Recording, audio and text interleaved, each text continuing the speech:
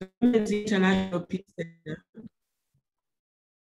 and a number of our partners are increasingly asking the question, is there another way of selecting political leaders? Is there another way that we can offer better opportunities for women to compete fairly and participate in larger numbers in politics? These are important questions for the Peace Center because the core mandate of the center is to recreate peace and to transform decision-making processes so that they become more gender inclusive and gender responsive in order to increase and improve the contribution of women to the political, social, and economic development of their nations. The Peace Center has, since 2016, been associated with the Women's Situation Room for African Elections through the provision of Secretariat services to the Women's Situation Room of Uganda. The Women's Situation Room is a women-led African regional mechanism that works with election stakeholders to promote peaceful elections in Africa. As the Secretariat of the Situation Room in Uganda, the Peace Center has conducted research to interrogate the extent to which elections have delivered as a democratic process, and to understand better why elections are becoming increasingly more violent. The Peace Center launched a series of conversations around this topic in the first webinar that was held on April 27th, which focused on interrogating elections in East Africa, with emphasis on the East African countries of Burundi, Democratic Republic of Congo, and Uganda.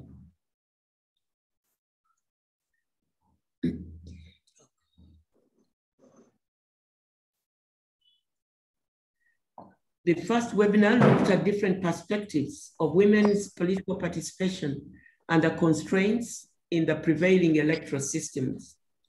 There was a clear realization that these obstacles to women's participation and the challenges in the electoral systems were not unique to Africa. The Women's International Peace Center, together with our partners, is therefore convening this second webinar on political representation and to explore possible alternatives to the existing electoral systems.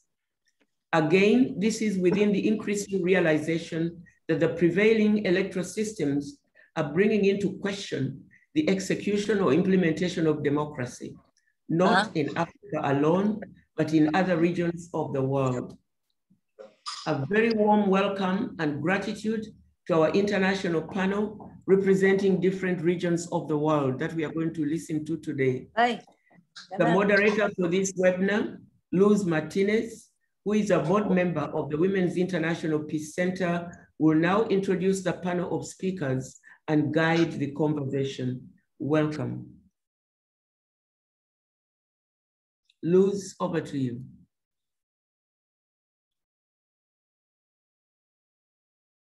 Thank you, Elizabeth.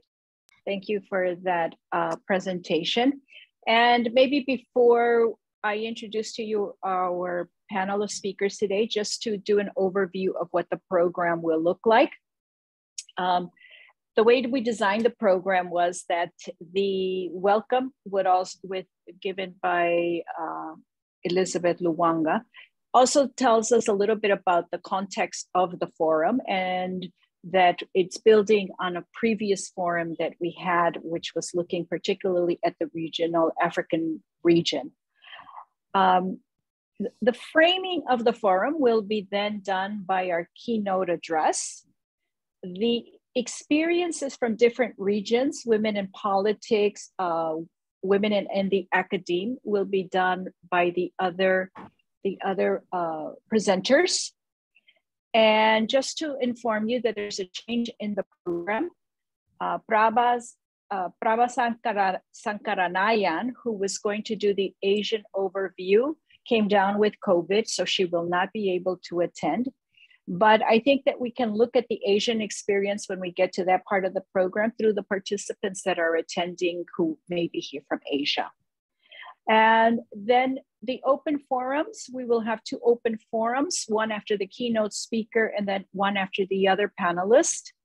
And the open forums, we hope that will be an opportunity to engage more in dialogue rather than a Q&A, but more in dialogue, because I know that many of you who are the participants also have many things that you can share.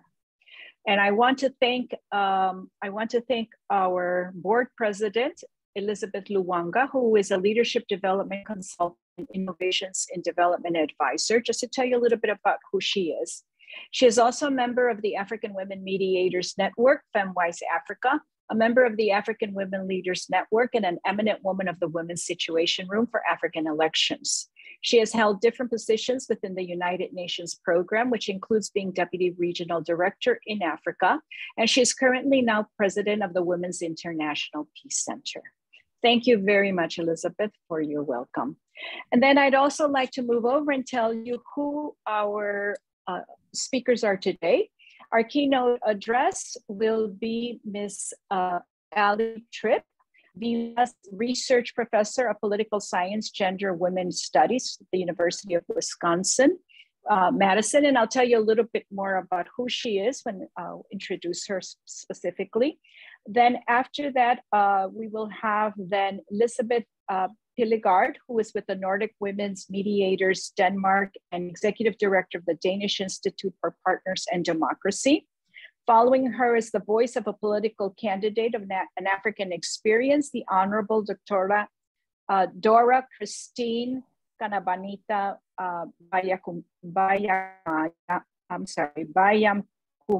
Byamukama, who is a former member of Parliament in Uganda and former member of the East African Community of Legislative Assembly. And then we will move to the Caribbean experience with a former Senator, Imani Duncan-Price, and who's also co-executive director of the Caribbean Policy Research Institute and group strategy officer of the MMB group. And then to close the panel, we will have Latin America, bringing women into politics with Professor Magda Hinojosa, director of the School of Politics and Global Studies at Arizona State University and professor of political science. We will then have an open forum, and then we will have a closing by Professor Cheryl Hendricks, executive director of the Institute for Justice and Reconciliation and a board member of the Women's International Peace Center. So without any more further delays, let me tell you about our keynote speaker.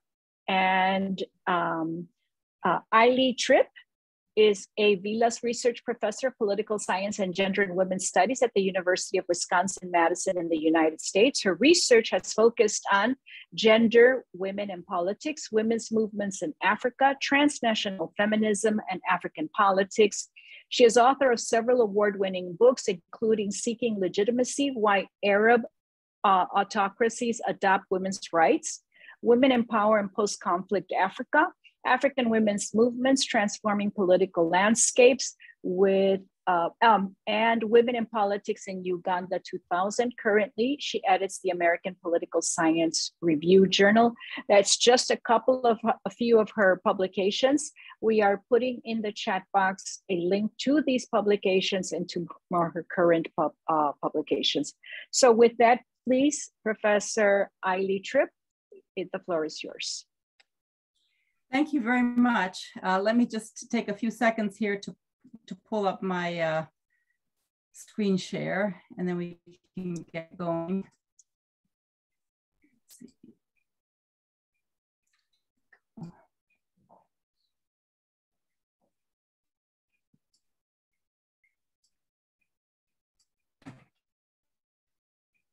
One more click. Okay, there we go. All right, well, thank you very much for inviting me to this forum. I'm very excited to hear what others have to say, and hope we can have a great discussion afterwards. What I thought I would do is just give an overview of where we're at in terms of women and politics today globally, and kind of take stock at where we've come and where we would like to go. So just to begin with, if you look at the World Economic Forum data on the global gender gap, you can see that it's pretty much closed in terms of healthcare and education. Less so for economic participation, but for political empowerment, the gap is huge. And it's really closing very, very slowly. In fact, at the current rate of progress, the World Economic Forum estimates that it's going to take 146 years for us to gain gender parity in politics at the rate that we're going. So this is not encouraging. Now, of course, we have some examples we can point to. Rwanda, as many of you know, the women make up 61% of the parliament there, and they make up 55% of the cabinet members. We can also look at, I'm right now talking to you from Finland, which is where my family lives. And here we have, Finland's recent coalition government, current coalition government is made up of 5 parties, and they're all headed by women. If you look at the cabinet, 12 of the cabinet seats out of 19 are held by women. So we can point to these kinds of examples, but overall, the picture is still pretty bleak. Men make up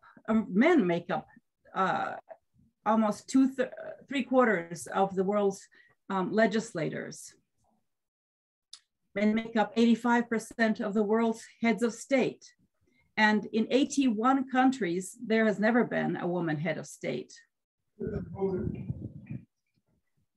Men also make up 78% of ministers. And usually when women are appointed minister, very often it's not in the key ministries of finance and trade and foreign affairs and so on, but some of the more peripheral ministries. Even in local government, men hold 3/4 of the seats or elected seats. And if you look globally, you can see the patterns here in this slide. Overall, women make up 26% of the seats globally, but if you break it down, you can see the patterns there in the range.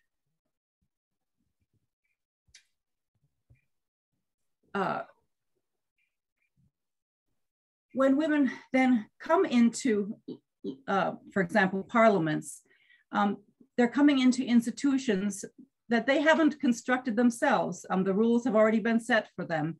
And so they have to play often by pre-existing rules. And like men, to one degree or another, they still have to abide by party discipline. So they're not free just to do whatever they want. But research has shown that when women are legislators, they tend to be more inclusive. I mean, this is a generalization based on studies throughout the world. So it's very general, but still, these are some of the patterns that we see. They often make legislatures more aware of the concerns of not just women, but also racial and ethnic minority groups and other marginalized groups. They are also more collaborative and more consensus oriented. They are more likely to advocate for women's interests and also social welfare concerns, education and health, and so on, also in environmental concerns. They are often more likely to draw from their own experience when they're advocating for particular legislation. Therefore, they're bringing women's perspectives into the legislative process. They're more likely to change the way that things are done. In other words, getting rid of evening meetings or changing dress codes or providing places for women to nurse their infants. They're also more likely to challenge violence in governing bodies, and this has become an issue that we see is coming to our attention, especially with the Me Too movement. It became quite prominent, and there have been several studies that have been done now on the issue of violence against women and against women in politics in particular. In fact, one interparliamentary union study found that nearly all female members of parliament have experienced at least psychological violence in the course of their parliamentary work. And 1/3 have suffered economic violence, 1/4 some kind of physical violence, and 1/5 some form of sexual violence. So there's more attention coming to this issue, but it's still a major concern. So there are these kinds of changes, but often women politicians are also regarded as a solution to everything from environmental problems to corruption to, more recently, we've seen, people have talked about women as somehow being models for how to deal with COVID, women politicians, directing policy around COVID and other health disasters, conflict, women's rights. And so a lot of demands are made on women, and yet some of these are often based on, at least from the perspective of an academic, if you look at the research on this, some of these assumptions are partly myths. For example, the idea that women are less corrupt than men. Very often this finding can be explained by the fact that there are more women in politics and workforce in liberal democracies that themselves are less corrupt to begin with and less poor than some of the less liberal regimes.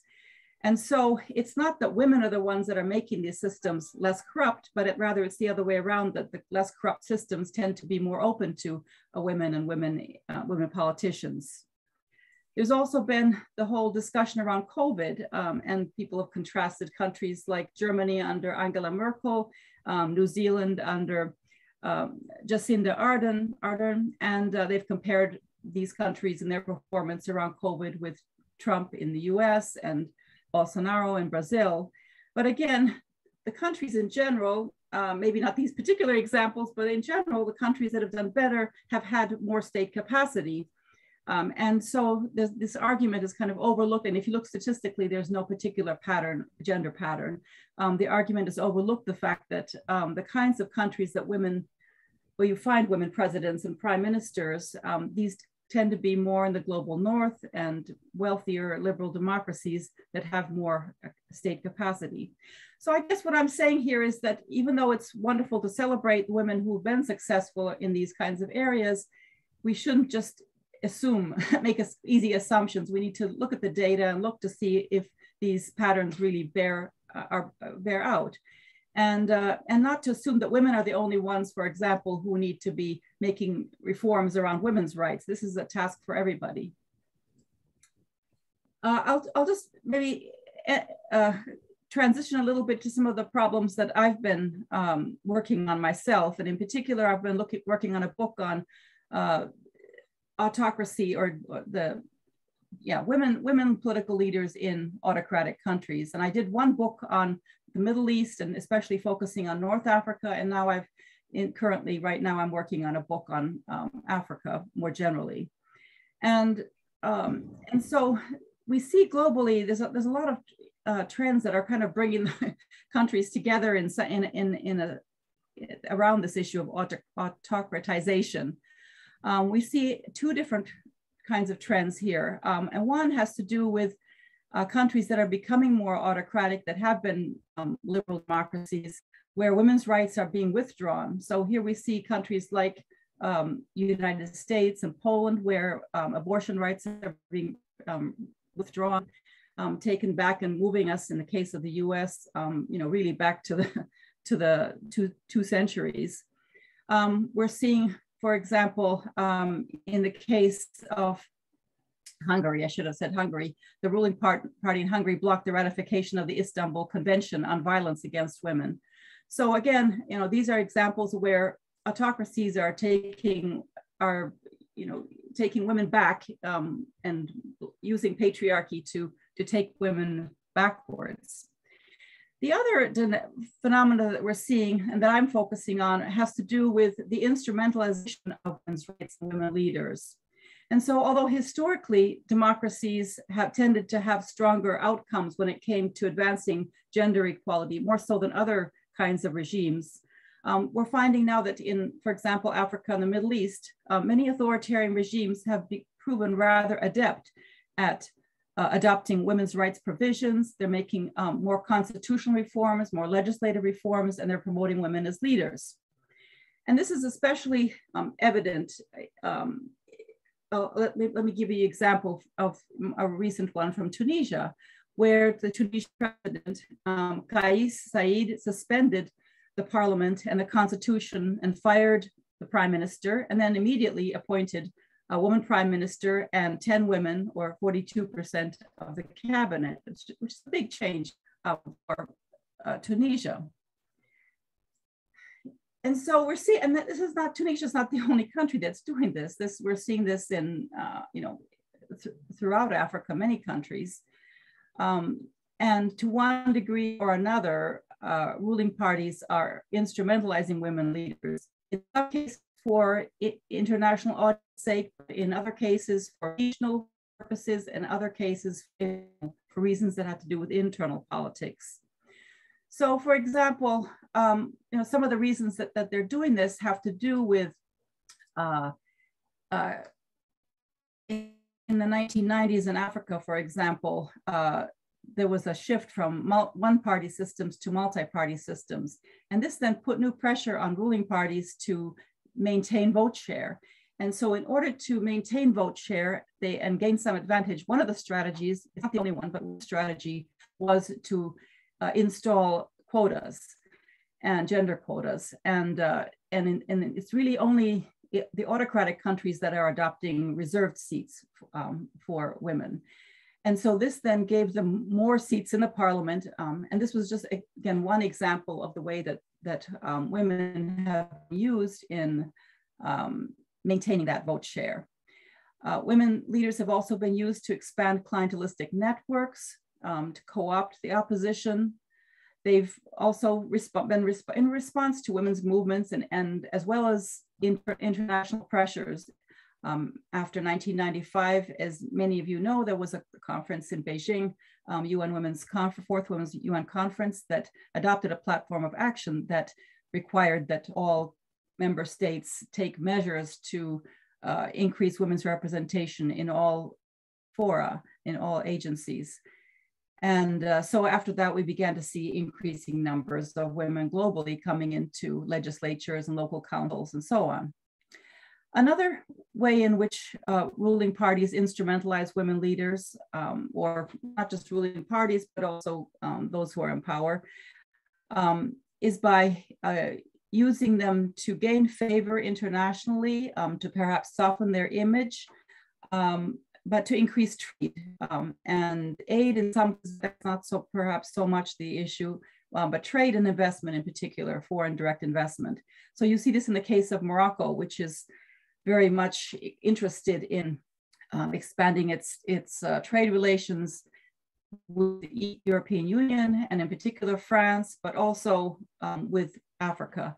And so this has been one of its ways that it's tried to soften its image, and especially in light of the fact that many of the fighters that were involved in Daesh came from Morocco. And so it's been, and it also wants to signal to the world that it's a progressive country. So it's been one of the strategies that they've used. Other countries, for example, in the United Arab Emirates, has been very aggressively promoting itself as a leader in gender equality and promoting women leaders in the legislature. They have 50% of the seats in the legislature, and I think it's 30% in the cabinet. And again, the idea is to diversify the economy and bring women into the politics and into economic participation more vigorously, and move away from the oil economy and the hydrocarbons, and diversify the economy. But women have to be part of that project, and so therefore they've moved in this direction. And then finally, you see the kind of a strategy of diverting attention, saying, look over here, we've done all this for women. We've got women, 50% of the parliament are women, but don't look over here. Don't look at our human rights abuses. Don't look at our repression of the opposition. So women are being used in that way. Oops, sorry. So in the case, for example, of Uganda, and you'll hear more about Uganda later on, and we've had, Uganda had a very repressive election, treated the opposition very repressively in the last elections, and the opposition was really crushed and was faced enormous harassment and torture and imprisonment and so on. And right after the appointment woman vice president, woman prime minister, deputy prime minister. Now they have a woman speaker of the House, and she came in because the former speaker had just died. But anyway, another woman. And so again, you see this kind of strategy being used in Uganda very much in the same way that we saw in Tunisia. But the dilemma is that, and this is the women's movement in Uganda, women's rights activists in Uganda are pushing for women's leadership. They got a quota into the constitution. And in fact, Mary Matembe was one of the key people who was on the Constitutional Commission and got the quota there, and was a very strong advocate of the ruling party, the National Resistance Movement's policies around women. And yet now, you look back, she's looking back now at where things have come, and she really points to the conundrum that many women's rights activists face, and that is that women are now being used, but to legitimize a repressive regime, to legitimize and in fact help maintain the longevity of this regime. And so, as she put it in an interview with me, President Museveni intended to offer women an opportunity to get into political structures, and his policy was supposed to motivate them and bring them on board so their views could be heard and that they would be able to influence the governance agenda. And as I talk now, affirmative action, as you know, it's a double-edged sword. It can be used by those in power to sustain them in power. And so that's, one of the tough conundrums that women's rights activists are facing today, is that, these are very, very challenging kind of a dilemma or conundrum where on the one hand, they want more women in power, but what does it mean? And what does it mean in an autocratic context? So I'm going to leave it there and let some of the other speakers raise other concerns. But thank you very much. Thank you. Thank you very much for that, Aili. I see in the chat that there are lots of comments and questions. So I won't say anything, just open the floor so that people can come in and have questions or comments. So can you please raise your hand if you would like to say something or would like to make a comment? Okay. If not, I can take from the chat here at least several. Somebody made a very interesting point, Aili. She says that, for instance, in the US, women are coming into seems like a gender quota is a key ingredient, but and there's reforms to pass to remove barriers for women, but sadly, feminism has been successfully vilified that it's become a bad word. So to the point that you're making, that yes, it's great to have women, but it depends what kind of women are coming into these positions.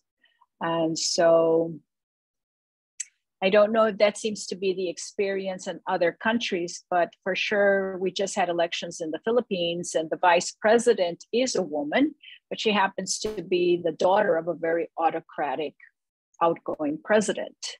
And so it's very hard to celebrate a woman vice president when it's coming from that perspective. So we see it playing out exactly what you're saying in the Philippines. Can I hear from others? Other regions also? Other comments? There was also someone who was saying that they've done some research in the Middle East, right?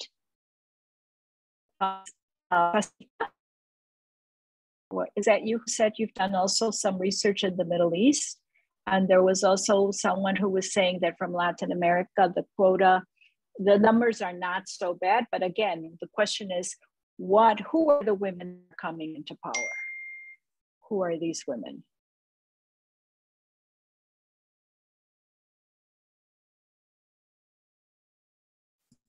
No comment. I'd like for this to be more of a dialogue rather than a Q&A. So I think Fasika, yeah, please. Fasika appeared there, so I think maybe I thought she was there just a second ago. Maybe she could speak. Yeah, I have my hand raised. It might pop up on your screen. I'm not sure if you can see it. I'm Katie Salas. Yeah. I was just who is that? Who is, okay, yes, go ahead, I'm sorry. Okay, I was just gonna thinking out loud, raising a question that I'd love to hear others' thoughts on as well. I guess a few things. So this point that you raised about, and I see in the chat in Poland as well, having women in office doesn't necessarily mean a pro-woman agenda. And it reminded me of a conversation I recently had with a friend and partner in the state of Wyoming in the US, which is a very, very right-wing state. And kind of the conversation with her about how to engage. It's also a very rural state. So lots of, farming communities, not a lot of huge cities there. So how to engage with rural women around increasing representation and doing so through policy tools and structural reform rather than just encouraging women to run. And it's interesting that because there are women running in Wyoming, but the platforms that they're running on are extremely, are extreme and extremely anti-woman. And it's an interesting thought that, in order to run and win in the US with a winner-take-all system and all these other kinds of, really bad ingredients in the mix, in order to be seen as a viable candidate, to get funding, to get all the things that you need, you have to run on these kinds of platforms in the state like Wyoming. But curious if that might translate, if there's something like this concept that I've read about with women's representation in cabinets, this concept of like a concrete floor, where once there's enough women or a certain number of women in those positions, they feel like they have more clout or more safety or more, there's just like a culture shift in those decision-making rooms where these women can then feel more empowered to raise issues that women in their states actually do care about. I'm not sure. What do you guys think about that? Yeah, that's a good question. You want me to answer that, or yeah, Aili, go. Yeah, Aili, why don't you go ahead? Yeah. I mean, there's been research on that. And that's what was behind the whole idea of the 30% quota that was initially, promoted by the United Nations bodies. But now, I mean, I think that people have moved beyond that and are saying that it has to be parity and has to be, equal. But for different, but not because of the reason that you're suggesting, but more just because of a question of equity and fairness. The whole issue of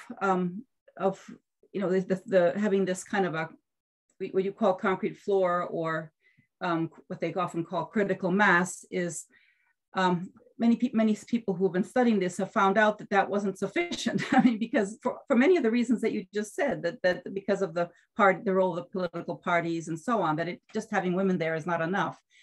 And in fact, in some situations, having more women often meant that women then felt that, well, they didn't have to advance or worry about women's issues because there were so many women. So the discussion kind of shifted more towards critical actors and need for having people who really were advocates around women's rights. And it didn't have to be a number or a certain percentage, but really they had to be, forceful in terms of promoting these concerns.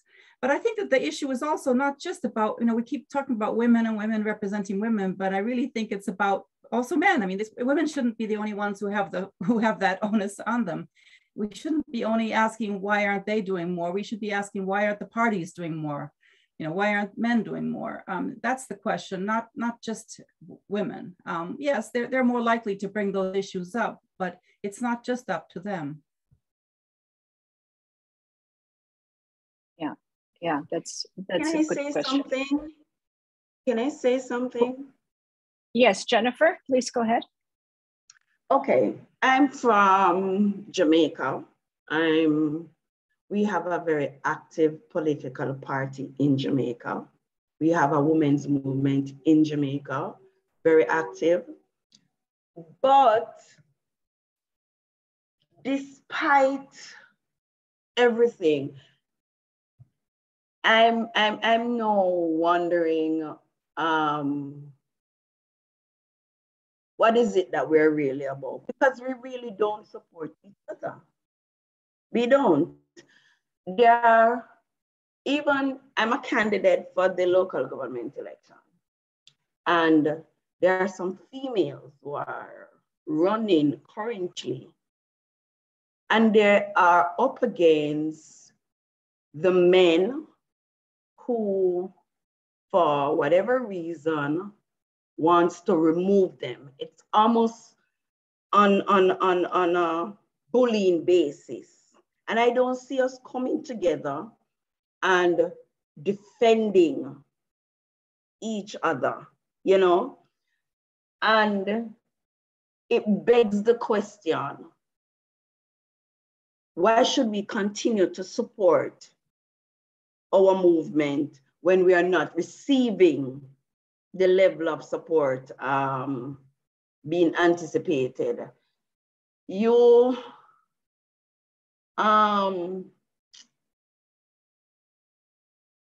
There's also, there are myriads of issues, let me tell you. And I don't see us stepping up to the plate. I don't see us advocating,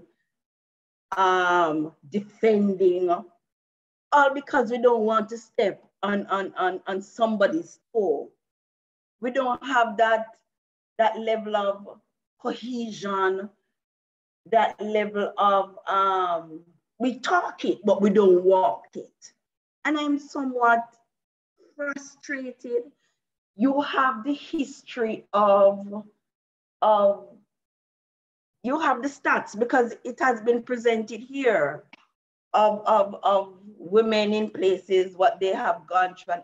But an international body as this, a local body as ours, we're still not getting it right. And I'm frustrated, and it's almost bordering and don't want to continue anymore, because it begs the question, what's the sense? If we're not defending, and we're not defending because the person is a female, you know. We're not defending because the person is a female. So it's not the gender thing, but it's the rightness of it, the correctness of it, and the fact that we need to show more solidarity, and it is not there, and it is frustrating. So I'm here this morning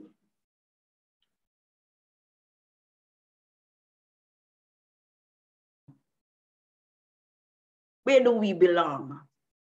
What are we fighting for? What is the purpose? I'm tired of sucking up. I don't do suck up because I don't want to ruffle anybody's feather.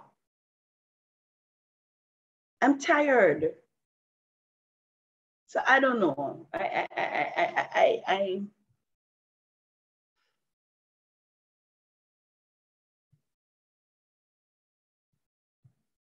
I'm not hearing you. I don't know. Luz, you're muted. Oh, sorry. I'm so sorry. Jennifer, later on, we're going to hear from women who are in politics and legislators, and maybe we can take up this question you're raising, because it's a very critical one, with them when we get to that point, okay? So hold on, and we won't go into that one because we will go into it a little later. But I also see a hand up, Guinea. Do you want to contribute to this conversation or this particular topic?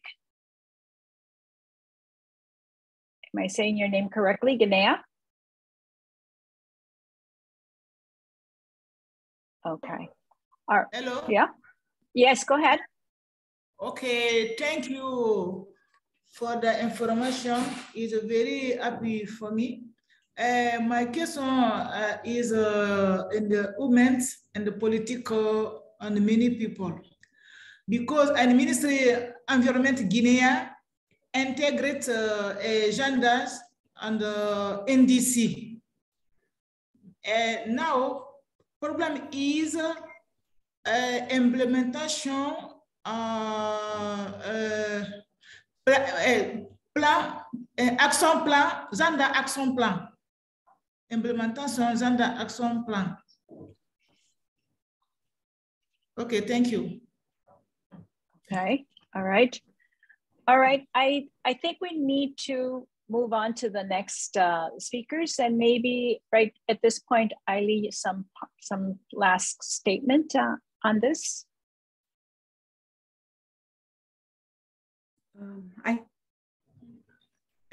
Hello. Let's move on, and I'll come back. Okay. And I'll circle back. All right. All right. Okay. Okay.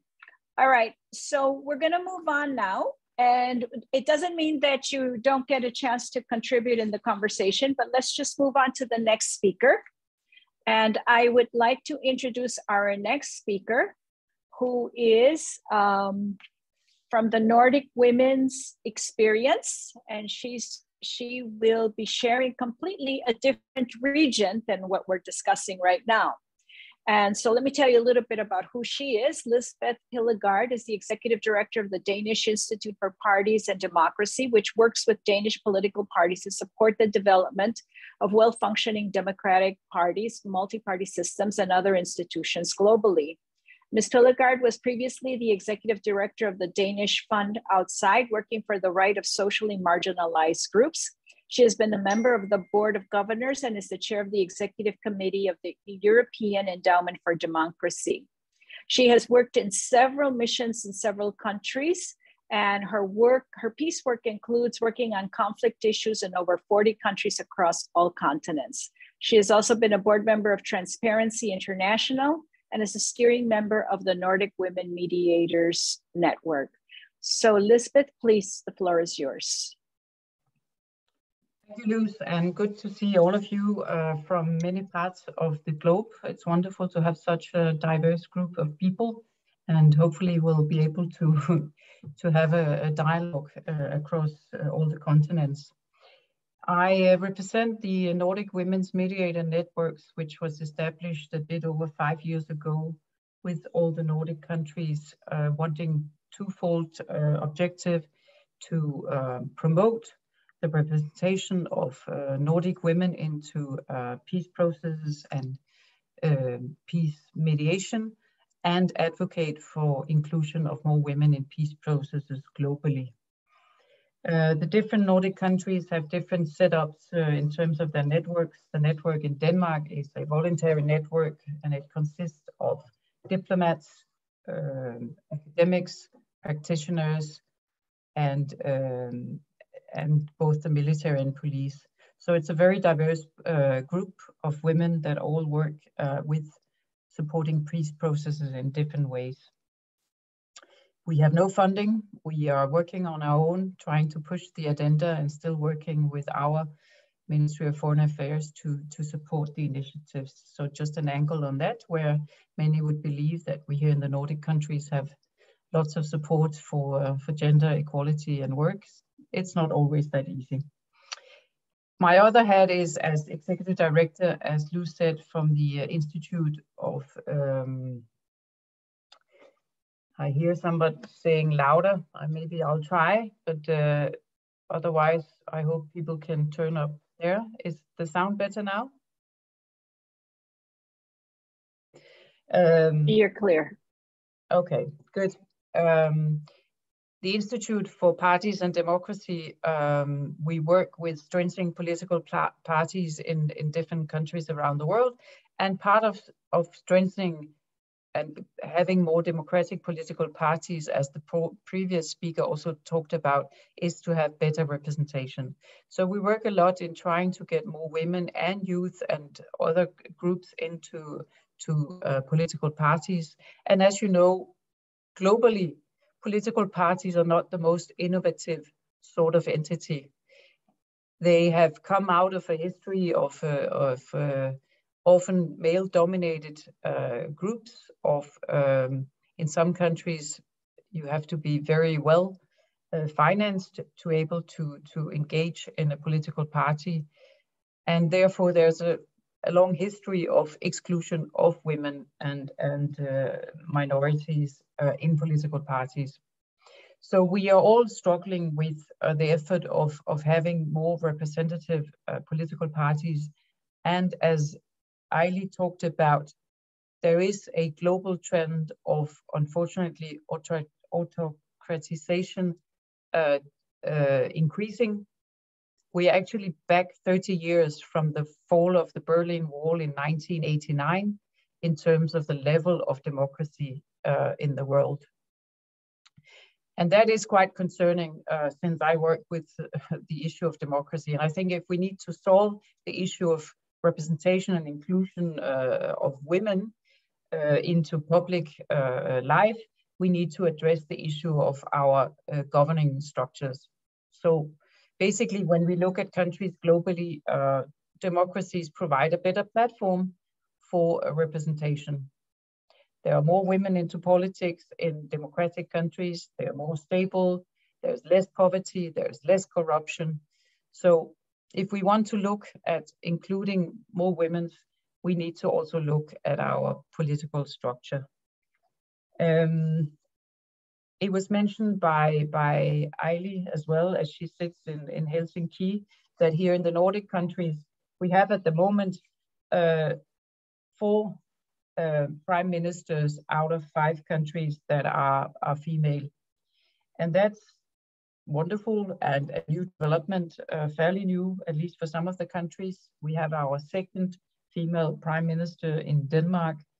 Sweden just got their Magdalena Andersson prime minister for the first time. We have Katrin Jakobsdottir in Iceland, and we have Sanna Marin in Finland. Finland being the country with now the 3rd prime minister, so leading on that aspect. When it comes to a little bit of history, just from where we come from in the Nordic countries, in Denmark, our parliament was established, our democratic parliament was established in 1849, but it took quite some time before women had the right to vote, which was decided on in 1915. So we've had a little more than 100 years in our constitutional act, the right for women to vote and also to participate in political life. And we started in 1918 with our elections there of electing 4 women, so 2.9% of the parliament were female. And to the last elections we had in 2019, 39.1%, so 127 candidates of our parliament are female. What I think is interesting, and I can make it as a quiz, is that where do you think our Ministry of Gender Equality sits? Because it does not have an independent ministry, it is aligned with one of our other ministries, and it would be interesting to hear where you think it's aligned with. It's shifted the past 10 years to many different of our other ministries, and I think it will be difficult to guess, but right now it's in the Ministry of Transportation. That says something about it says something about the priority and the political will to put it as a priority within our government. And as someone writes, yes, Katie, wouldn't have guessed that. No, definitely not.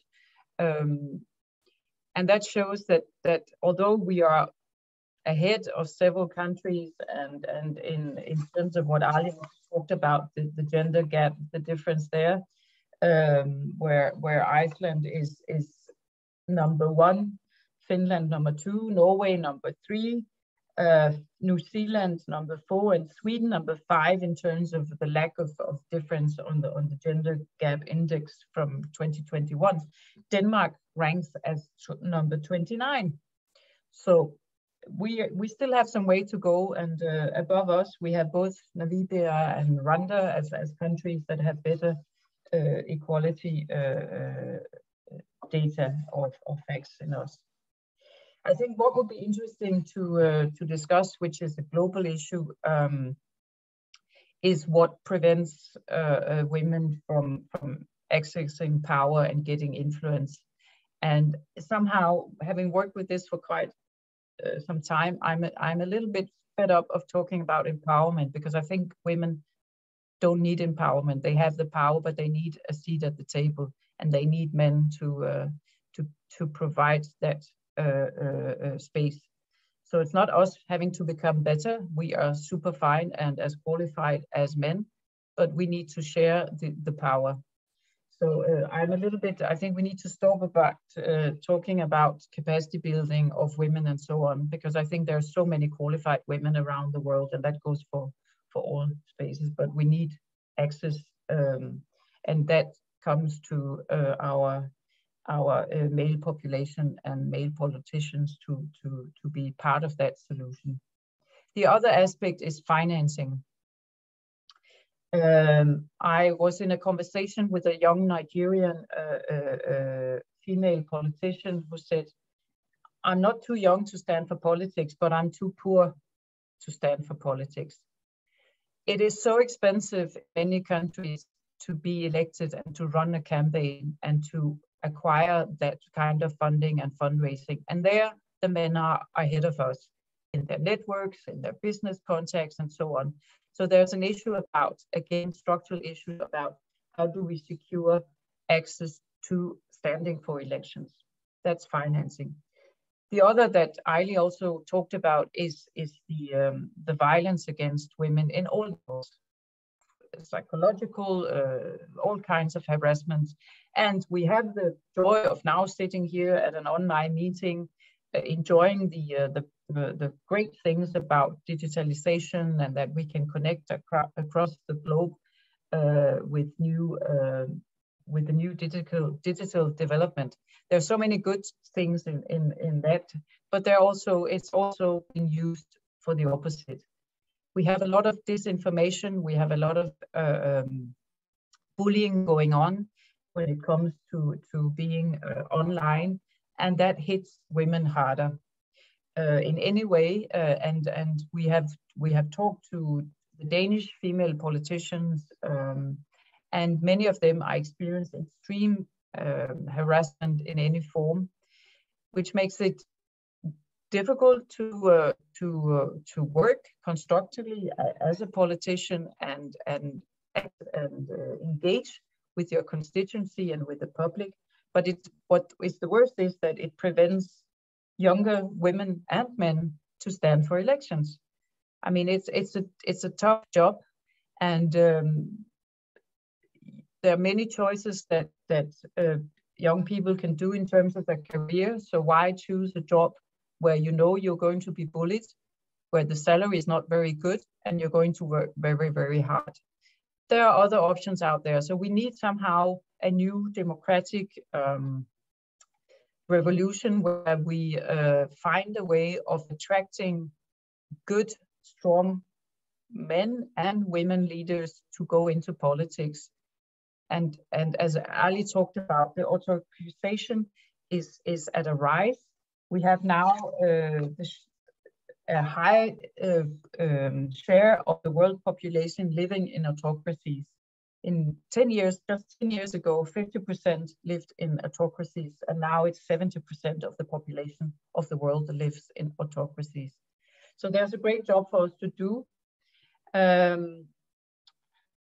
I also just at the end wanted to raise the issue about the Sustainable Development Goals number 5 and how we try and use that as a point of departure for our current politician and legislators to move forward on trying to change this imbalance that is around the world. So sorry for all the bad news. I still believe in that if we want to develop as countries around the world, democracy seems to be the best solution. And in that, the representation, equal representation of men and women and other minority groups that need to also get a seat at the table. So that's something we need to do, and we can do it in different ways. Civil society are pushing in their agenda. We are working with the political parties. The academics are documenting and helping and supporting structures and so on. And we have Biden's Democracy Summit coming up in the beginning of 2023. maybe that's an aspect of where also all of these great participants today and from your organizations could use that as a point of addressing equal representation in public life at this summit. So I'll end here and welcome any comments or questions at a later stage. Back to you, Luz. Thank you, Lisbeth. Thank you for that well thought out presentation and key points. We don't have time. We won't go into an open forum yet. As I said, we will wait for the other speakers and then we'll go into an open forum. And with that, I would like to then bring forth our next speaker. And this is now listening from the Women in Politics. And so the Honorable Dora Christine Kanabahita Byamukama is a lawyer by profession and an advocate of the High Court and all courts subordinate there too. Her political experience includes serving as a legislator for 15 years, both at the national and regional level. As a member of the Parliament of the Republic of Uganda, she served in leadership positions in Parliament from 2001 to 2006 and member of the East African Legislative Assembly 2007 to 2017. She has researched, drafted, and advocated a number of laws, bills to protect women and human rights, and she is the co-founder of the co-founder and director of the Law and Advocacy for Women in Uganda. The Honorable Byamukama has been an active member of FemWise Africa, which strengthens the role of women in conflict prevention and mediation efforts under the African Union. She is also a member of FIDA Uganda and the Uganda Law Society.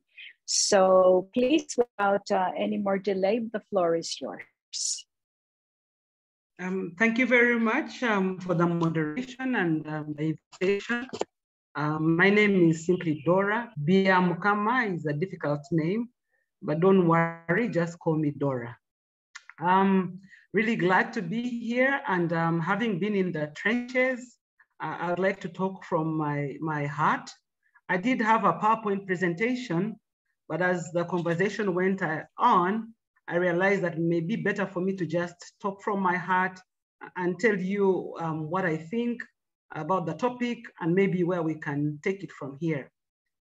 First and foremost, I'd like to go to the definition of the word democracy and how we understand it. This is a Greek word, and these are two words. And demos means people, and kratos means rule. So it's really people rule. So if people rule, the question is, who are the people? Who are the people? We all know very well that for most of our population, we have at least 50% men and slightly 50% women. Let me put it at that. And in most cases, we have more women than men. So the question is, if we have more women than men, why don't women vote for women? Why? I think we need to go back to three particular issues which helped me when I stood for election, when I was a candidate. We had a talk, I think somebody from the US Embassy, and she gave us three words. The first one was message. The second one was organization. And the last one was money.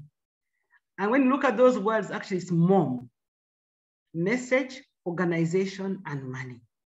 So when you are a political candidate, you first have to speak to yourself. Do you have power within you to be able to stand? Do you have power with you to support you? Do you have power over certain circumstances to be able to stand? So really for you to put out your face and for that face to go on the ballot paper and for you to confidently have hope that you will win takes all these types of power and more and more. So it really comes back to the issue of messaging. So as we grow up in our communities, patriarchy reigns high. The girl child is told not to speak up. The girl child is groomed for marriage, not for public space. Luckily enough, I'm an advocate, I'm a lawyer. So having been educated in law and having supportive parents was very helpful to me, because I always spoke out, and sometimes we are not always understood when you speak out. So there is a challenge to this. So going to the questions at hand, because there were some questions, the first one was, what factors lead to a decline on inequality of democracies? And how can women's participation contribute to turning the tide of democratic erosion? The factors that lead to the decline in the quality of our democracies, I'll just mention a few. Let me just mention like 3 at most. The first and foremost factor for me is violence. Violence. The minute a woman or a girl knows that there's violence out there, she will not venture into that space. I mean, we are all human. So one of the aspects I'd like to highlight on violence is that because now it is online violence, it's a form of cybercrime. In 1 second, your reputation, your name, everything that you've worked for can be destroyed. So the question is, why would you go into that kind of venture? And it has an aspect of mental and psychological effect on a person. So it's very important that we look at this issue and we address it squarely in order to have more women in politics. The second one I'd like to highlight is monetization. You always need money to get into politics, but it's become very difficult. In Uganda, you may have to have like $200,000 to be able to stand for politics, especially when you are vying to be a member of parliament. $200,000. So the question is, how many people can have access to this kind of money? And remember, we have restrictions on inheritance. We have limited networks. We are not into business as the men are. Big business, I'm talking about, big business with government and international business. And linked to this aspect of monetization, increasingly politics is a gamble. When I stood for elections in 2001, initially, we talked about issues. And people were willing to listen to us. But right now, I am not very sure whether just talking about issues or what you will do can really get you into parliament. It seems that you have to do more. In effect, the gamble is higher because you could talk about issues, you could talk about what you're going to do practically, but it won't get you into parliament. So it's a big gamble and the stakes are very high, very high. The third and last one, but of course there are other aspects I could talk about, is the issue of citizenship. Citizenship and status. When I stood for Parliament of Uganda, I stood in an area where I'm not born, but where my husband comes from. And the question that they would put to you is, why don't you go and stand where you are born? And I did not stand on affirmative action. I competed with a man. So the question they would ask me is, why don't you go for the women's seat? So for the first 30 minutes of my campaign, I'd have to explain these questions away. And it's difficult. You'll hear man of the soil, daughter of the soil, son of the soil. You'll hardly hear daughter of the soil. And where I get married is my choice. But it will come to haunt you when you want to stand. So issues of citizenship, domicile, status, and patriarchy, like I said before, are real. They are real. And whether you are single, married, widowed, there's always a story to this. So basically what I'm trying to say is that because of some of these factors, most women would rather take on some other jobs rather than get into politics. So the other aspect was, how can we turn the tide? How can we turn the tide of democratic erosion? Well, turning the tide means that we need to look at all these three aspects and the challenges that we have. But we shouldn't get bogged, because we have to move on. We have to become resilient. We have to remain focused. I mean, if we're going to turn the tide, we have to get in very keen on the issue of messaging. Elections are not an event. They are a process. So you have to work from, if you're going to stand in 5 years' time, you have to start now. And you also have to take into account that you may not make it. So it's a long haul. It's a very long haul. So address the issue of messages. And I'm seeing more media practitioners becoming politicians. Why?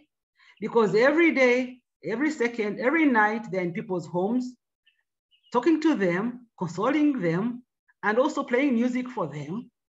And we're having more and more, for example, actors, more comedians getting into politics.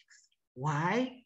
Maybe because some of the professionals are dull, or people have taken on to what they are saying on another note. And this is for most of Africa. So really the aspect of media, the aspect of the message we give. The other aspect on turning the tide, we need to look at the issue of our party politics. Because we are in a multi-party dispensation, I think all over Africa, most of us. So you cannot ignore the party politics. Issues of patronage. Who are the gatekeepers? Who do you need to network with? So it goes back to the issue of organization. When you organize, you cannot only organize on a personal level, you have to have a wider network, power with a certain group of people. The last one, of course, on the issue of, again, resources, because I'm going to use these three words, is of course, you can't ignore this. But at the end of the day, you must have a budget. Because if you put in $300,000 US, it will be taken. If you take on $100,000 US, it will be taken. So you must have a budget, and you must get informed on how politics works. Because if you don't, you'll be fooled. You could have a very good message. You could be very well organized, but the challenge is, if these are not clear, even however much money you put in, you will not make it. I'd like to move on very quickly to the issue of the shifting, what women bring into politics. I think Aili has been very clear. I will not get more into this, but I'll give an example. In Uganda, where we have a certificate whereby we oblige whoever brings up a budget to make sure that it addresses issues of equal opportunities and gender equality. This has helped to some extent. Another example are issues of maternal mortality, where members of parliament refused to pass the budget unless this was given some amount of money. So there are some issues which are gender issues, but for me, more importantly, there are issues which are basically for women, because only women can get pregnant. So issues of maternal mortality are squarely issues where women need to give a lot of attention. I had in the conversation, someone say that, why do you oblige women to take on women's issues only? I agree with you. But on the other hand, if you cannot take on issues, for example, to do with maternal mortality, and yet you're a woman, what exactly would really resonate with you? I know that when you are, for example, voted for, you're voted for, even if you're on affirmative action, by both men and women. The constituency of women on affirmative action, or even in a constituency, is wider than women. But I'd like to say very clearly that being a woman would oblige any woman to be able to look out for women issues such as maternity leave, maternal mortality, which is very high on the African continent. There are questions on how elections can be organized differently and how women can meaningfully influence political processes. We have to engage. We have to engage with the powers that be. We have to engage with the media. We have to have a voice very clearly had. Earlier on, I had thought about the issue of the Women's Manifesto, the women's agenda. When we come into politics and we do not have a clear message, which message we all adhere to and subscribe to, then when it comes to even gauging whether we've had success, it becomes very difficult. In Uganda, we have a vice president who's a woman. We have a speaker who's a woman. We have a prime minister who's a woman. We, the women, should be able to go to them and say, yes, you are here, but we've come here to share with you our women's agenda now that you are here. I think it's very important for us to be able to communicate and tell them very succinctly that if you do not address this, then you lose us. But who are us? Are we organized as a constituency? Because politics is about numbers. If you don't have numbers, even I had someone talk about political will. Political will is about numbers. Whoever is in power listens to those who are in the majority and who have capacity to rock the boat. So we must be able to organize as a women's movement and to be a constituency which will be able to communicate and influence change. Whether it's change of system or change of how things are done, this can only be done democratically through numbers. I'd like to conclude because I'd like to hear more from you and learn from you. The lessons learned, there are many lessons learned, but one of the lessons I'd like to share with you is the aspect of when women get into politics or get into power, do they remember how they got there? Do they remember that they should advocate for women's rights? Or are they interested in ensuring that they perpetuate their power? The bottom line is, if you are in politics, you'd like to remain there as long as possible. If you know that by raising certain things, this may endanger your continuity, there are very few women who will sacrifice themselves for the sake of, for example, advancing women's rights. So you need to understand that the women in politics are also looking at themselves, and they're also looking at the issues that they're committed to. There are very few, and even those few can actually be relegated to the sidelines and called bad girls and called all kinds of names. And there's no safety net because everybody dives under the table. Everybody hides under the bed. So why should this woman continue?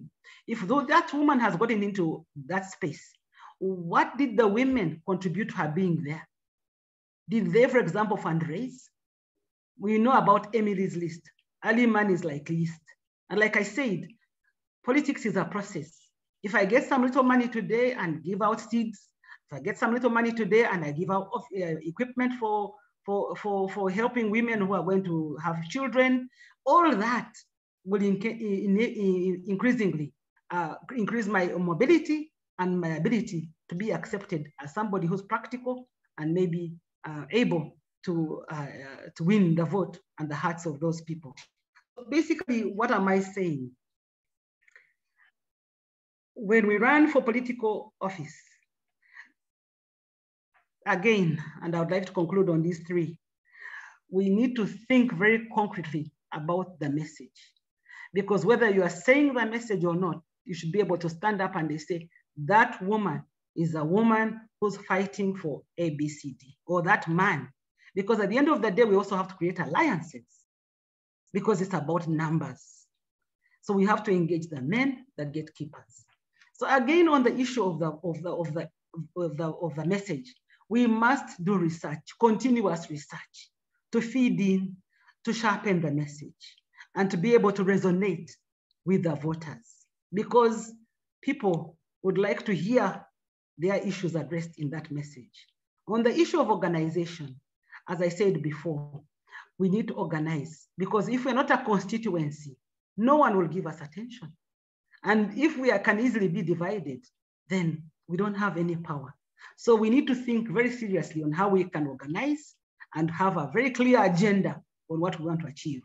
Finally, on the issue of resources, as I said before, it starts with the person. When you come to the table, you need to be able to say, I've saved this much. I'm doing this kind of thing for fundraising. This is the kind of network I'm tapping into. You can never have enough. But even with just $5, $10, that crowdsourcing and kind of thing, we need to be innovative.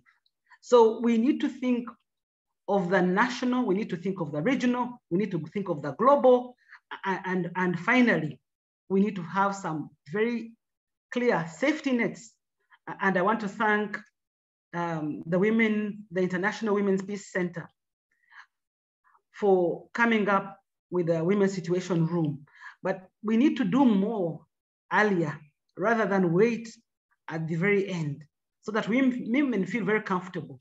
Because much as we have committed to certain instruments, Dora, like CEDAW. Dora, yes, sorry. I'm concluding. Yeah, I'm concluding. yeah. Okay. We need to push Thank for you. implementation, and we need to push also for punishing those who who do not adhere to the laws, and also the issue of impunity needs to be addressed.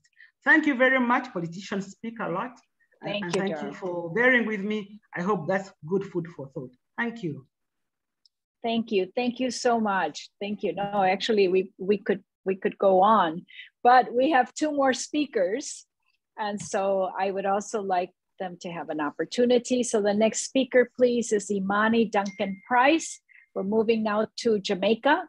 And she is a former government senator, co-executive director of Jamaica's leading think tank, the Caribbean Policy Research Institute, and group strategy officer for the JMB Group, a leading Caribbean financial service group. With her passion for social innovation and impact, Imani recently established the Grace and Love Foundation, focusing on women's economic empowerment, changing a generation in affordable, dignified housing. And previously, she served as the Chief of Staff for the Office of the Leader of the Opposition in Jamaica. Ms. Imani also has done extensive research and co-authored the case study, Arrested Development, the Political Origins and Social Foundations of Common Violence in Jamaica. And the links to her publication you will also find in the chat. So please welcome Ms. Imani Duncan-Price. Thank you so much.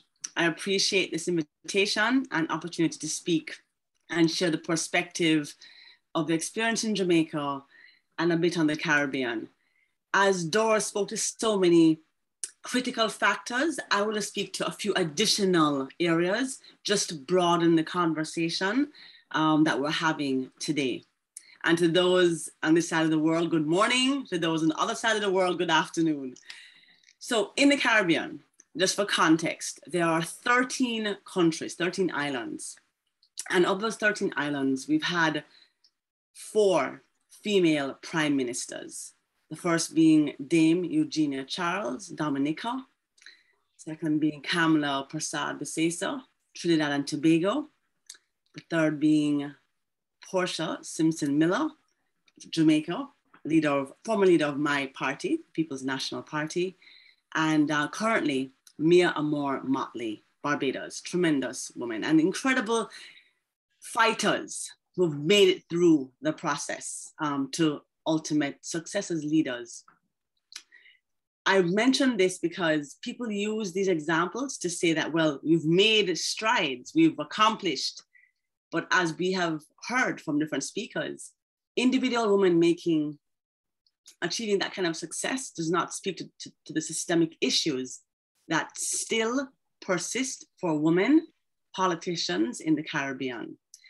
We find that in Jamaica in particular, there's a high number of women who are certainly qualified academically. We have a high percentage of women in university, women pushing forward. Education is at a premium in terms of a goal and a focus. Yet in terms of decision-making and political leadership, you don't see the same numbers as you see in the private sector. I say this against the background of September 2020, the last election we had in Jamaica, where we had the highest number of elected members of parliament as women, that being 14 of 63, 28.5%. Don't sound like a lot, but it's the biggest we've had elected. And in the Senate, which is an appointed house, They're 8 of 21, 38%. So the highest ever in Jamaica. And even though I lost in my bid to become elected as a member of parliament in that election, I was happy that the numbers had moved in the right direction, because when I was a senator, I had actually carried a motion in parliament about advancing women in politics and decision-making for the same reasons that the different presenters had put forward in terms of the quality of decision-making, more representation, more voices. You know, we talk about smart economics. Gender equality is smart economics. And certainly in developing countries, we need better results in terms of inclusive growth. And you have more voice at the table that represent different classes, different genders, then you actually should get better policies and programs. That was the reason I carried the motion in 2014 as a senator. So I was happy. However, I recognized that, you know, there was a lot of fight at that point in time when I carried the motion about why we don't need to have structural support around financing for women. Recognizing that women don't raise money in the same way as men and come under particular kind of pressures, sexual harassment, expectation of favors in exchange for support. This is the reality on the ground. You don't have the same networking of the boys club that kind of back you.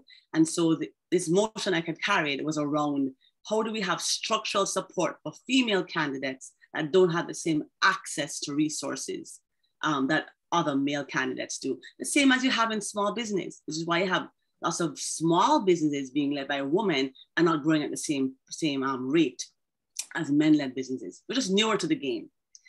The same motion spoke about quotas in terms of reserving spaces in parties for a certain number of female candidates. You actually get a certain number of candidates and quality candidates that have courage, because it's not enough to have the numbers at the table. You have to have those who will speak in a particular way around the issues that affect both women and men in a particular kind of manner. And I say all of this because once the motion was carried and the argument was made, I have to tell you, the pushback outside of Parliament and pushback in Parliament was strong, but we won the motion. However, nothing happened afterwards. No structural changes in the parties, my party included, no change in Parliament structurally, and it taught me a lesson. While it's important to raise awareness as parliamentarians, as politicians, you have to have the vigor and the persistence to push through to complete the issues itself. So you have real impact. And it's not just about the numbers, but really and truly about the kind of quality of engagement. So as I said, in 2020, we had the largest number of parliamentarians. In fact, the Speaker of the House is a woman, and as is the Deputy Speaker.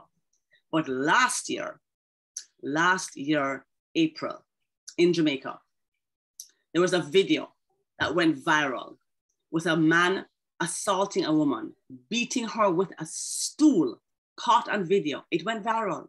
And this man was allegedly a member of Parliament for the actual current government, member of Parliament, a lawmaker caught visibly breaking the law. But because of different issues, as happens in domestic violence, as happens in relationships of personal sorts, while the woman had made a complaint to the police, it wasn't collected properly. They then went to the actual hospital, and through a series of actions, the actual charges were not officially made and then dropped. It happens all the time in domestic cases. But everyone was clear that this was the man. And I expected, with this high number of parliamentarians being women, that when Parliament sat for the first time with that man in the House, that there would be a walkout, there would be protest from the female parliamentarians. Instead, there was nothing. Silence, complicity, covering the particular issue. And I mention it because it's a practical issue, but it speaks about the complicity and what happens in political parties. And where I want to go to that, having the numbers is important to feel like you have some support, but it's the quality of the numbers and of the engagement which is important. And how do you actually have the courage to speak up? And I have to tell you, it wasn't just the government parliamentarians, but there was no walkout either on the opposition side. to say this is too much, and it needs to be something very definitively done about this lawmaker ostensibly breaking the law and beating somebody visibly. To this day, there's been no denial nor acceptance by this particular parliamentarian. Yes, he's no longer a member of the party that the government currently in power, yet he advocates on their behalf all the policies. So all of this leads to more cynicism in the public space around politicians about what we really stand for, and truly if women make a difference. And I put it to you because these small things build either trust and credibility or breaks down credibility of women as leaders. And to all the persons here, there's nothing that is a neutral action. It either builds or detracts. So we have to be clear about moving from principle as leaders. So I say this because when it comes to making change as politicians, when it comes to making an impact as women politicians, what was missing to me last year and continuing into this year is courage. Not just electing women in terms of numbers, but women with courage to speak up and to have courage. What I think is important on reflecting on my years of being a senator for 4 years, and then subsequently as a candidate in the political field, on the ground, working in policy making with my think tank, to get to courage, to speak on the right issues, to act on the right issues. 3 things that I want to really speak to.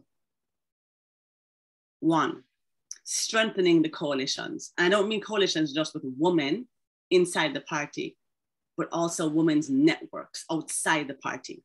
Something happens in the organizations of political parties that breeds complicity. The power of the whip is tremendous. And I remember it when I was a senator, very strong. And so how do you enable people to have voice, to speak about the right issues for the people? Oftentimes those outside the system have more freedom.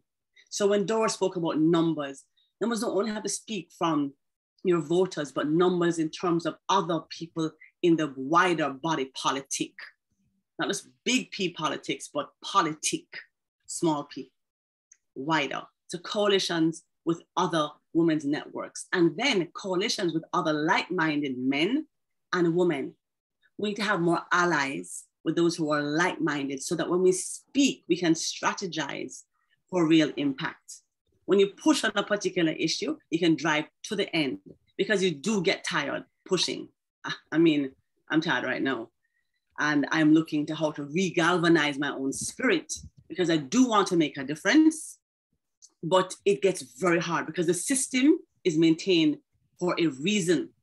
And those who have a vested interest are very motivated to keep it going. So strengthen coalitions inside and outside the party, men and women. Second, deepen the participation. Sometimes you can be a lone voice, but if we actually look at how we can utilize technology to deepen the voice of people in the democratic process, I believe it can be a difference in how we look at governance, not just by a few, but enabling more voices to contribute to the issues. And don't be afraid of the mass thinking. It's views of people. That's why we are there as politicians, to represent views. But how do we know what people are truly feeling and their voices? Because sometimes in the rise of cynicism, with how politics has been and what it has not delivered for many people, people stop complaining. It's almost like an abused woman, right? Like we just get used to the beating. So we're just, it's how life is. But find and create the channels for participation, for engagement, and then use those voices, use the input to move the platform forward. And then the last point that I want to make is around focus. There are so many issues. We talk about a woman's agenda. I mean, it's one of my disappointments that, you know, in places like Jamaica and globally, we have unequal pay for the same work. The data shows it. In Jamaica, it says 65 cents on the dollar is what women earn for the same job as a man in 2020. 2022. Yet there's nobody talking about that in Parliament, right? And imagine what that could do for single mothers. Because once again in Jamaica, you have 52% of households headed by females, typically single mother households, which tend to be poorer. Yet the issues aren't being spoken about in a way that dissolves the problem for people. Instead, it's other peripheral issues being addressed. A woman's agenda, I don't believe, is going to move forward on a plethora of issues. But if we could find some common things that if we can move it positively for women, would also impact men, then we may actually lead to a transformation of a system and a belief again in the power and the benefit of politics in affecting people's lives. But it takes focus. So in working with that coalition of those within the party who are like-minded and those outside your party who are also like-minded, women and men, finding the woman's agenda for your country and sticking to those 2 or 3 issues at most and keep going at it until something tangible breaks. Not just stopping at carrying the motion in Parliament and yes, you've won that debate, but really and truly what particular structures and laws and policies and programs need to be in place so that we can begin to reestablish confidence in the system of democracy and also establish belief that having women in Parliament as political leaders makes a difference. Our first speaker said, women may impact certain things in a particular way. I put to you, if we can find and mobilize the right women with courage to speak and act, it will make a difference. But we have to strengthen the coalitions, deepen democratic participation, and focus. Thank you very much. I look forward to our conversation in the next section. Thank you, Imani. Thank you so much for that very thoughtful presentation in terms of really giving us some suggestions and ideas to think about. So I think it will be also now very exciting to move into Latin America and to hear the perspective of Latin America, because as we are seeing with the different perspectives, there's a percolation of ideas that can stem from all of us. So I now move to introduce Magda Hinojosa, and tell you a little bit. Can you hear me? Can you hear me? Yes. Okay, because my AirPods just went out. Magda Hinojosa is director of the School of Politics and Global Studies at Arizona State University and professor of political science. Her work examines women's political incorporation in Latin America, including the role of candidate selection procedures and explaining women's underrepresentation in formal positions of power and the effects of women's political representation. She has conducted studies in Latin American countries such as Chile, Mexico, Colombia, and Peru. Magda has authored numerous book chapters and journals and articles. And some of these will also be in the chat box. One of the examples, Selecting Women, Electing Women, Political Representation and Candidate Selection in Latin America.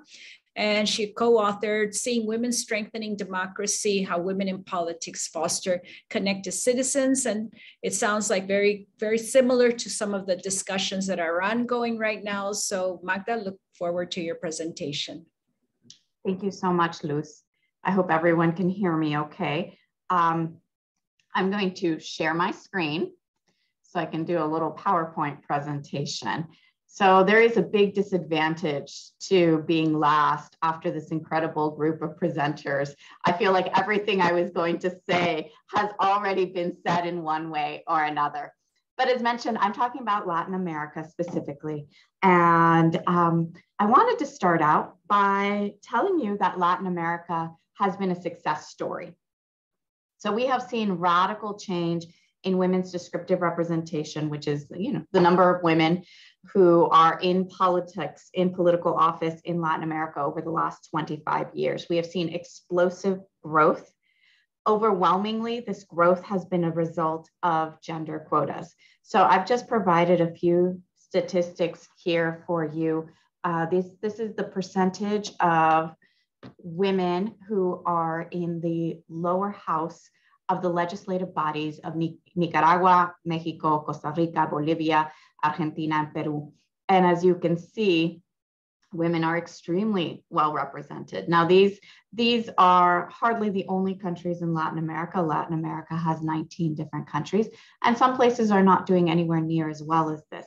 Nonetheless, women's representation has increased pretty significantly across the region, and even those countries that are not doing well have still seen some pretty substantial growth over the course of the last 2 decades or so. But we are seeing that in a number of countries of Latin America, we have gotten to a point where we can say we have gender parity, right? So I wanted to talk to you a little bit about what has helped increase women's descriptive representation in politics in Latin America, or what can be done to further increase women's descriptive representation. And here, I am unfortunately going to be repeating some of the things that those folks who came before me have already stated. So at least we have a consistent story, right? We do see the same kind of phenomena affecting women's representation across the globe. So first of all, as I just indicated, in Latin America, the single most important thing that we have seen contributing to women's descriptive representation is the use of gender quotas. So at this point in Latin America, the only 2 countries that have not adopted gender quotas are Venezuela and Guatemala. All other countries in the region, so 17 other countries, have adopted gender quotas. The very first was Argentina back in 1991, that then started a wholesale adoption of gender quotas across the region, with many countries adopting quotas in the late 1990s and early 2000s. And then a few laggards like Chile and Uruguay, who adopted their gender quotas into the 2010s. But for the most part, we saw fairly early adoption. And now 8 countries in the region have parity laws, which means that they are not just demanding that a set proportion of candidacies be reserved for women, but that these candidacies be equal to men's candidacies. We can also talk about not only gender quotas and parity laws, but how each of these kind of interact with a number of other rules or institutions inherent to those political systems. So we can talk about things like closed versus open list proportional representation, single member district plurality instead of using proportional representation. And I was seeing in the chat that a number of people were bringing up the US case, for instance, where you don't have proportional representation, you have single member district plurality, and it can have some very deleterious effects. We can talk about just how large districts are as making a difference in women's descriptive representation. And I think importantly, we can talk about enforcement mechanisms as being integral to the success of gender quotas and parity laws, because in some places, and Brazil is kind of the iconic case of failure, you've had gender quota laws on the books for 20 years, and yet very little effect. I think right now, Brazil is at about 15% women's representation in the legislative body, nowhere near what its gender quota would indicate we should see. In addition, I think there's a couple of other things that are extraordinarily important to thinking about how we increase women's descriptive representation. And one thing that I have focused much of my work on over the last 20-some years is the role of political parties, because I do think that political parties are where it's at. They are gatekeepers who have largely functioned to protect male elites within the political parties. Now, we've long seen academic work that focused on the role of ideology to political parties, i.e. left political parties were going to be more favorable to women candidates. My own work has found that that's not the case, at least for Latin America, that in fact, all political parties are male dominated and all are protecting male elites. I've spent a lot of time in my own work looking at candidate selection processes, and these I think can have some very significant effects. Just what the rules of the game are for choosing candidates can make a really big difference.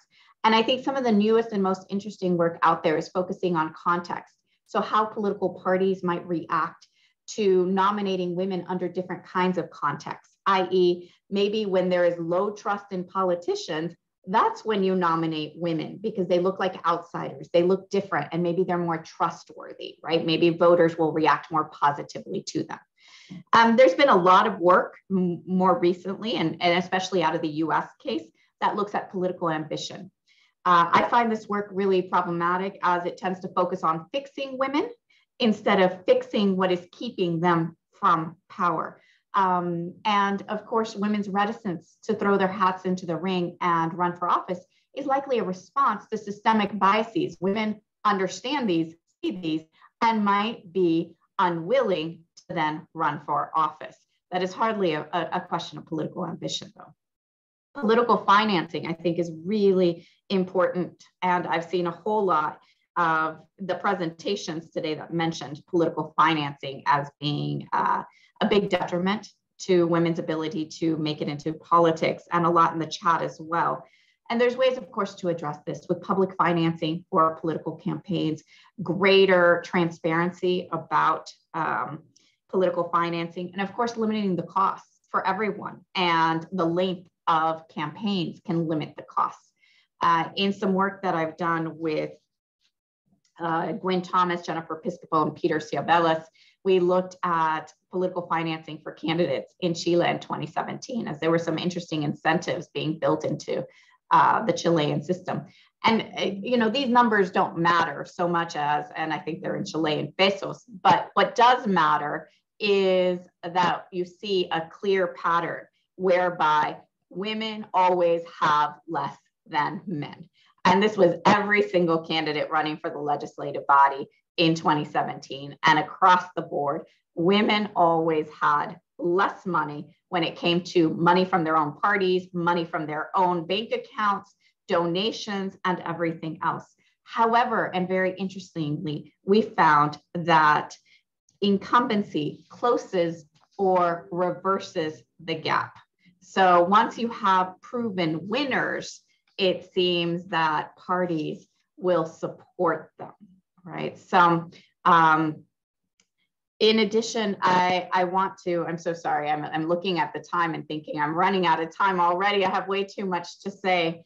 So thinking about the effects of women's descriptive representation and the question of does women's presence in politics matter?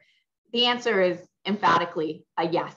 Women's presence matters to politics. And I think it matters in a few different ways. One way in which we can think of it as being important is whether it might increase women's descriptive representation, i.e. if you have some women leaders, does that get you more women leaders? Because women let down the ladder to other women, create opportunities for other women. Unfortunately, some of the academic literature right now seems to indicate that the results are mixed, but we would certainly expect that as we get more women into power, they will include others who are like themselves in this particular way. We can also think about how having more women in politics affects substantive representation. And here in Latin America, we have seen wholesale change. Women in the United States are now traveling to Mexico to have abortions. That changes, I mean, we have seen dramatic change in regards to policies, whether it is abortion or domestic violence in the region. And it is clearly a result of this huge increase in the number of women who are now in legislative bodies or in executive positions. We can also think about the symbolic effects of women's descriptive representation. And I think this is extraordinarily important, not just for other women, but for girls, little girls who are seeing women in power and who can now see that in fact they can grow up to be president, right? And I think the symbolic is extraordinarily important, but only if women are seen. And unfortunately, sometimes we can see that very few people might know what the cabinet looks like, right? Often ordinary citizens are less aware. There's certain positions that are very visible, but others that are not. In my book with Mickey Kittleson, we did a study of Uruguay before and after a doubling of women's representation in the legislative body. And we saw that all of the traditional gender gaps that people are concerned with, gender gaps in political interest, political knowledge, sense of internal efficacy, that women are always doing less well, ordinary female citizens are doing less well. What we see is that all of those fade away when we see this big jump in women's representation in the legislative body, i.e. women react to that. They see that, and it starts to change their engagement with the political system. Women end up reporting higher levels of trust and satisfaction in government and politics than men after they see these kinds of changes. So our work finds that seeing women strengthens democracy. I know I'm out of time, so I will leave you with that. Thank you so much. And I look forward to our conversation. Thank you. And you did very well of trying to stay 10 minutes and rush through that. Okay. But hopefully in the discussion, you'll be able to have more input. Now we have 10 minutes, or actually less than 10 minutes, because we also then have a closing. So we actually have like 5 minutes for a discussion on the last speakers, if anybody would like to start off or has any burning questions or suggestions or ideas.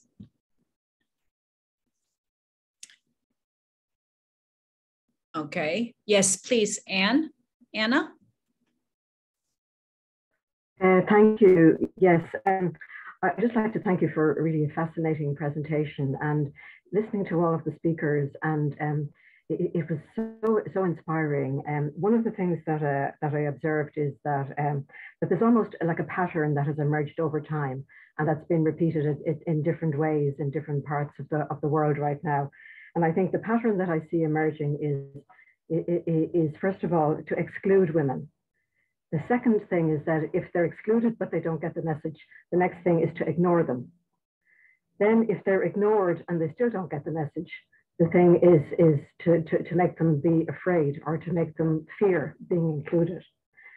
If they still are around and they still haven't got the message, the next thing is perhaps to harass them or to intimidate them to various extents.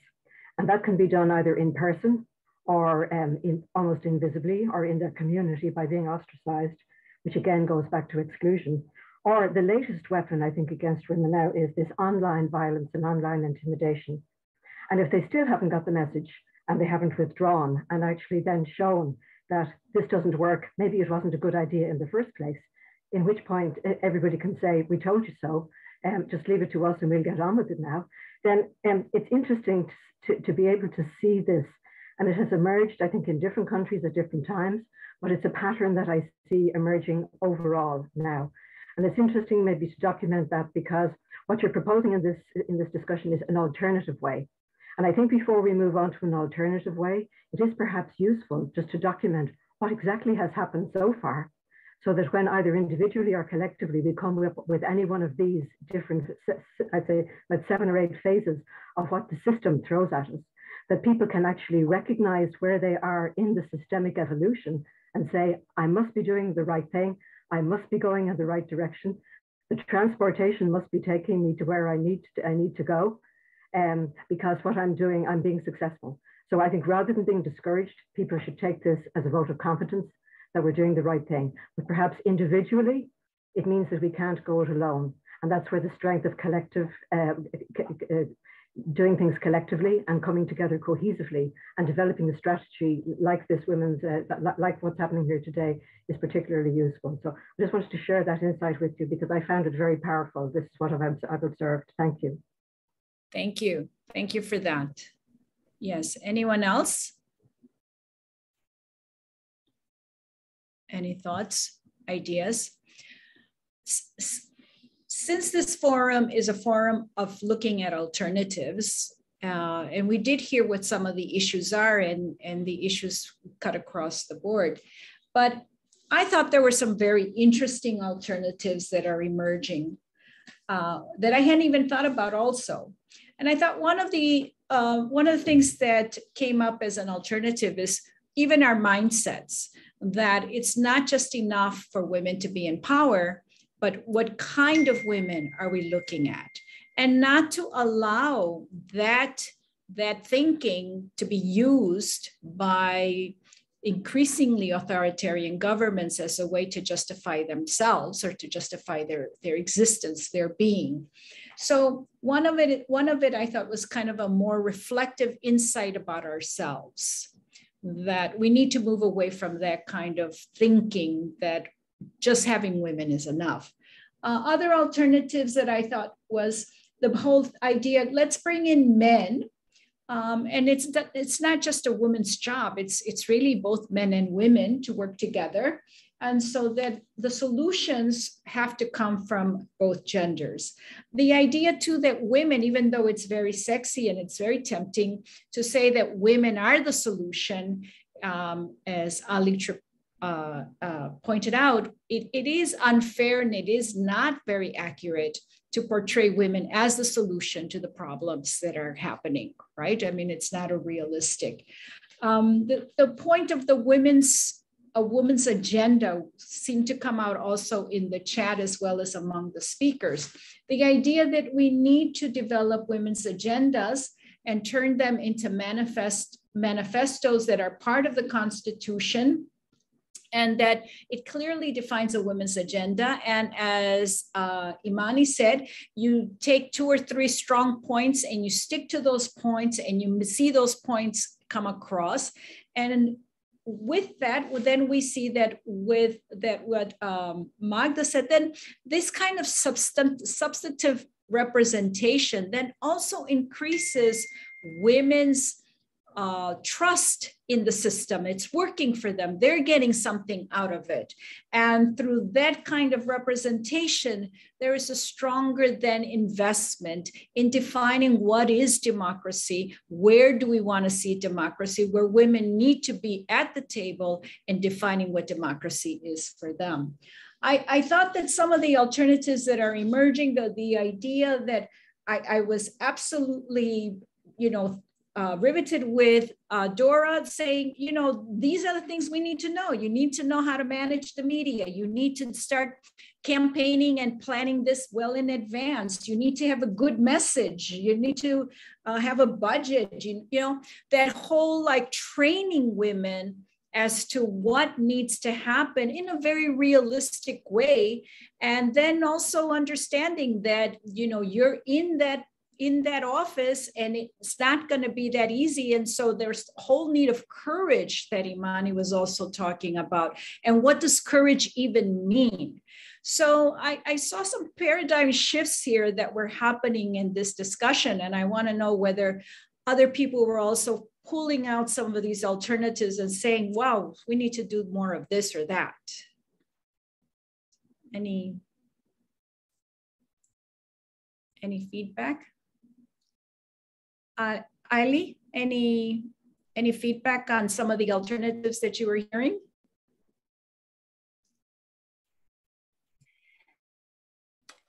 Yeah, no, I mean, I think that the contexts are so different. So, and some issues are much more salient in some situations and other issues are elsewhere. So it's hard to kind of generalize about them. But no, these were all terrific ideas that you pulled out from the various talks. Okay. All right, I know everyone's tired and you have been great hanging in here throughout the last 2 hours. But so with that, if it's okay with you, and I know these are things that we have to think about and sort of mull over. These are things that not just jump out and say, okay, we have to go through this process also.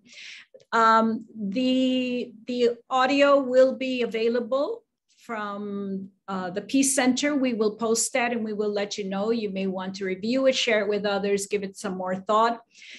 Just to tell you what we will do with this information, we're going to have a board meeting come September. We're also going to look at what's come out of here and what are the pieces that we think we can work on and where we can go. I hope this is also an opportunity for some of you to network. I saw that happening in the chat. Contact me, call me, let's work together on this. And I do hope that this is something that can take off and engage in different ways. And so now, just to close it all up, I'd like to turn this over to Cheryl. Cheryl, are you here? Oh yeah, I see you now, Cheryl Hendricks. And sorry. Yeah. And Cheryl, just to tell you a little bit of who Cheryl is. Cheryl is also a professor, but she's also the executive director of the Institute of Justice and Reconciliation. She was also a professor and head of the Department of Politics and International Studies at the University of Johannesburg. Her substantive knowledge areas include conflict management, conflict prevention, peacemaking, peacekeeping, and peace building, women, peace and security, African politics, South African foreign policy and security. She has published widely on these topics and engages a range of policymakers, academic researchers, and civil society on these issues. She sits on the board of the Women's International Peace Center. And so to give us this closing, I turn it over to Cheryl. Thank you, Luz. Good afternoon, everybody. So good to be here with you. Luz was wondering whether I was still here because I indicated we have load shedding this side of the world. In South Africa is where I am, but I do have sufficient power to get us through this. So I have been listening attentively, and I will make a few remarks, I think.